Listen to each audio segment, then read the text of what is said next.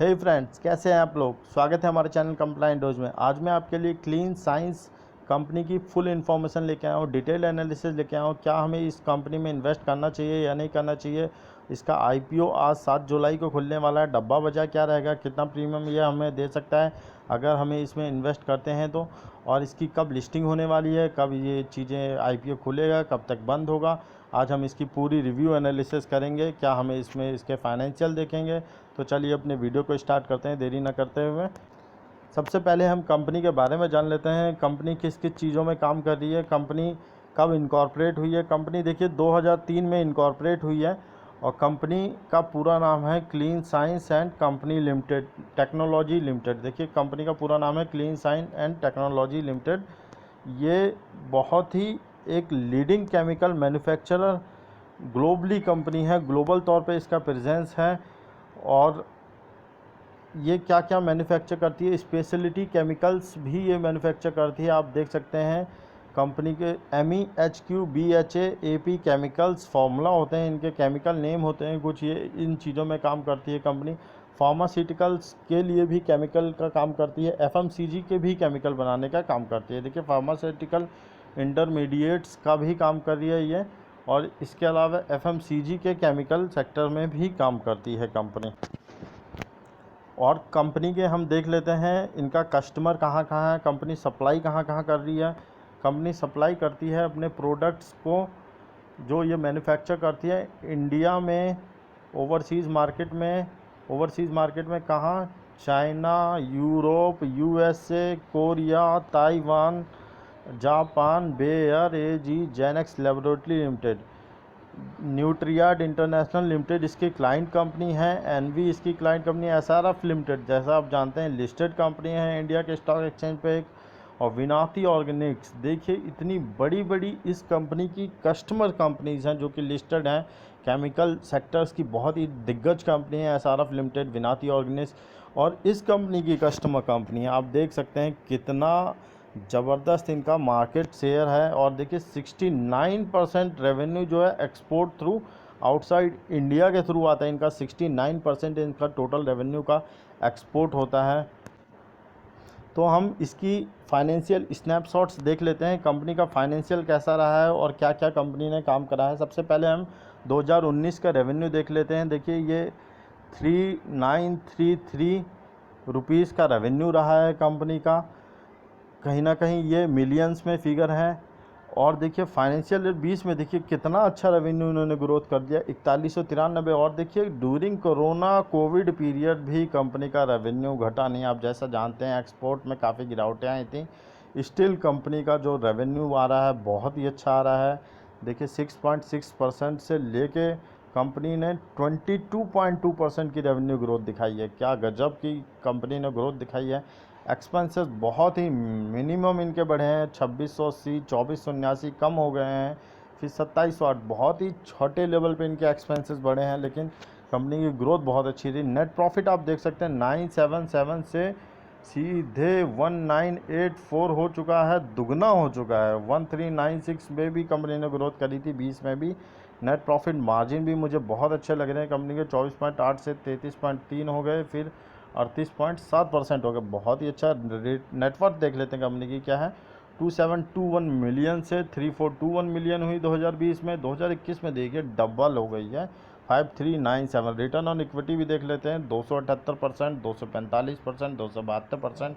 Return on equity का formula आप जानते ही हैं क्या होता है। जो भी हमारी नेट प्रॉफिट होता है उसे हम टोटल शेयर होल्डर्स, जो भी हमारा इक्विटी शेयर होल्डर होते हैं उससे डिवाइड कर देते हैं, तो हमें रिटर्न ऑन इक्विटी पता लग जाता है। और अब हम इसका कंपैरेटिव एनालिसिस कर लेते हैं, रिटर्न के बेसिस पे क्या रहा है रिटर्न। देखिए clean science and technology limited की टोटल इनकम 5381 मिलियंस है, ये करोड़ में फिगर है। नेट प्रॉफिट 1984 और 36.8% का रिटर्न ऑन नेटवर्थ। ऐसे ही हम अदर कंपनी का चेक कर सकते हैं। विनाती ऑर्गेनिक्स का चेक कर लेते हैं, 9801 करोड़ का इनका टोटल इनकम है, 2693 रुपये की इनकी नेट प्रॉफिट है, और 17.5% का रिटर्न ऑन नेटवर्थ है। फाइन ऑर्गेनिक्स का चेक करते हैं, 11503 1200 नेट प्रॉफिट, 16.5% इसका return on net worth. Atul limited का चेक कर लेते हैं, 38345 मिलियन करोड़, 6560 का वो नेट प्रॉफिट और इसके अलावा रिटर्न ऑन नेटवर्थ 17.1% की। नवीन फ्लोरिन का भी चेक कर लेते हैं हम। नवीन फ्लोरिन का कितना है, इनमें देख सकते हैं हम। नवीन फ्लोरिन का 12,584 और इसके अलावा कंपनी का 2580 नेट प्रॉफिट है, 15.8% रिटर्न नेटवर्थ। पीआई इंडस्ट्री का 47,019 और 7380 इसका नेट प्रॉफिट है, 13.8% इसका रिटर्न ऑन नेटवर्थ है। तो कहीं ना कहीं ये अपनी जो भी इसकी पीयर्स कंपनी है उससे ज़्यादा का रिटर्न जनरेट कर रही है कंपनी, 36.8% का। तो कंपनी का जो फाइनेंशियल बैकग्राउंड है काफ़ी अच्छा लग रहा है देखने में, और कंपनी को बाय करा जा सकता है। तो अब हम देख लेते हैं कब लिस्टिंग होने वाली है, क्या क्या डेट्स रहने वाली हैं कंपनी की। सबसे पहले हम आईपीओ की डेट देख लेते हैं। 7 जुलाई कंपनी की 2021 को ओपनिंग होगी। आईपीओ की क्लोजिंग डेट 9 जुलाई 2021 है। बुक बिल्ट इशू आने वाला है जिसमें आपको एक कैप और प्राइस और एक लोअर प्राइस मिलता है। ₹1 पर इक्विटी शेयर फेस वैल्यू रहने वाली है। कंपनी का आईपीओ प्राइस 880 से 900 के बीच में होना चाहिए। अपर बैंड और लोअर बैंड बता रखा है कंपनी। 16 शेयर्स का लॉट है, मिनिमम आपको 16 शेयर्स तो लेने ही पड़ेंगे। और देखिए इशू साइज कितना होना है, 1546 करोड़ का होने वाला इशू साइज। और ऑफ़र फॉर सेल पूरा का पूरा ऑफ़र फॉर सेल से आ रहा है। जो भी कंपनी के एग्जिस्टिंग प्रमोटर हैं वो कंपनी के शेयर सेल कर रहे हैं 1546 करोड़ के। कंपनी का ग्रे मार्केट प्रीमियम हम चेक कर लेते हैं क्या रहने वाला है। कंपनी का ग्रे मार्केट प्रीमियम देखिए 900 के आसपास कंपनी लिस्ट होने वाली है, जिससे और उस पर 450 का प्रीमियम मिलेगा, तो 1350 रुपये कंपनी का प्राइस ओपन होने वाला है। लगभग यहाँ पर बहुत ही अच्छी हाइक मुझे दिखाई दे रही है। 450 रुपये का प्रीमियम एक शेयर पे मैसिव 50% प्रीमियम दिखाई दे रहा है कंपनी का।